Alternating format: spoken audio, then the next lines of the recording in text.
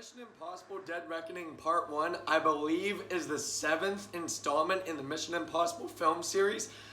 Now, to preface this review, I think it was about a year ago that I got Paramount Plus and I rewatched every single Mission Impossible film that led up to this one, and then this released, and I actually watched it in 4K, not the theaters. Now, what I can say about all Mission Impossible is that honestly, maybe it's just the fact that I'm checked out of spy action films now, but most of Mission Impossible films are garbage.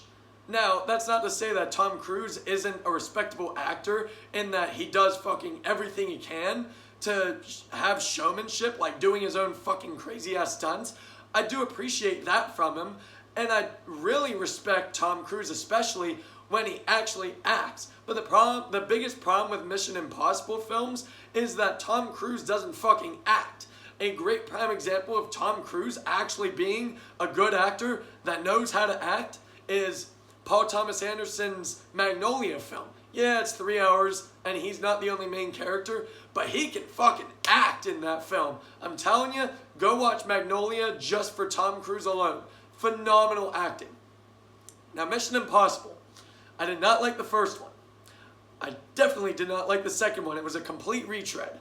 The third one was better because J.J. Abrams directed it, and he at least knows how to keep it popcorn entertainment in his films, but I wouldn't really say it was a genuinely good film, especially not great by any means. He knows how to really film action scenes.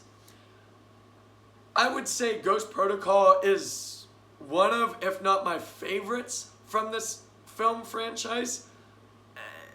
And that's really sad because, like I said, there are 7, and I think I only like 2 of them. There was Ghost Protocol, which is a phenomenal fucking film. And then we go from that straight to Rogue Nation, which was a complete dud being after Ghost Protocol. It felt so similar to Ghost Protocol, and the fact that every villain in Mission Impossible pulls out their face and haha, it was that person we knew all along. And then he has some clever decoy routine event that he has to go through to show the audience that he means business and he's gonna win. But he never wins, even though it's supposed to be an impossible mission, which would imply that the villain is supposed to win. But the closest they've ever gotten to that, I'd say, is Mission Impossible 3. Now, Mission Impossible Fallout is my second favorite Mission Impossible. Even though it ended up being extremely predictable by the end of it, I still love the performances. I'm a huge Henry Cavill fan no matter what he's in. He's a phenomenal actor. I don't really care for Alec Baldwin nowadays, but he did okay. Tom Cruise, as always, does the Tom Cruise Mission Impossible shit, which is always a delight and good thing in Mission Impossible films, so there's that. And then supporting cast, such as, if I remember correctly, Ving Rhames, Simon Pegg, and the whole team were all in it.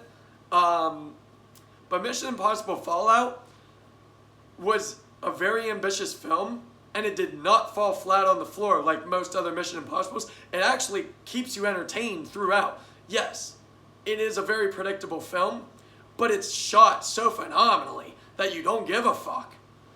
Now, Mission Impossible Dead Reckoning Part 1 in 4K is a huge travesty for it being the first part of the end of the series, because this is another fucking dud. Now, to preface my review and my opinion of this, I have to point out it was a very well written and directed film, and especially the visuals and the audio, and Tom Cruise's near-death-defying stunts, always phenomenal. I have nothing against how the film was made. I want to make that clear as day.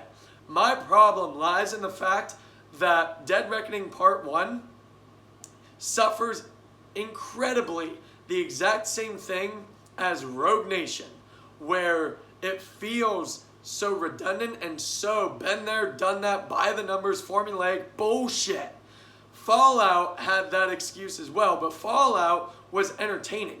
Dead Reckoning Part 1 just oozes formulaic. It oozes just, hey, remember this franchise? We do all of this crazy shit. It just oozes cliche non-stop.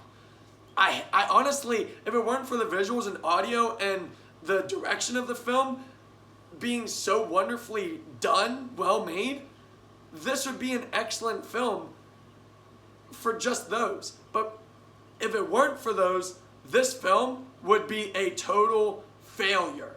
Completely. Because outside of the making of this film, everything is just so by the fucking numbers.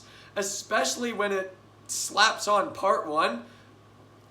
You know nothing crazy, like ultra spectacularly crazy, is gonna happen like in Ghost Protocol, when they were all basically deemed AWOL and KIA, and when they were found, they were basically targeted by everybody, from what I remember.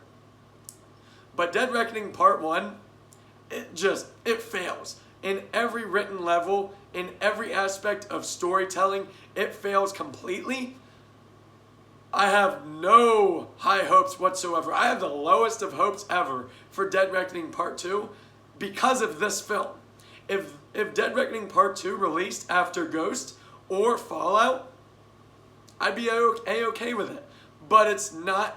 Dead Reckoning Part 1 is a true Mission Impossible fucking failure in just the predictable nature and cliche in the story alone. Overall for me, Mission Impossible Dead Reckoning Part 1 is a very sour 6 out of 10. It's nothing really to brag about whatsoever. It doesn't make me feel anticipatory for Part 2 at fucking all, because everything just feels so been there already. So 6 out of 10, Dead Reckoning Part 1 in 4K. Thank you.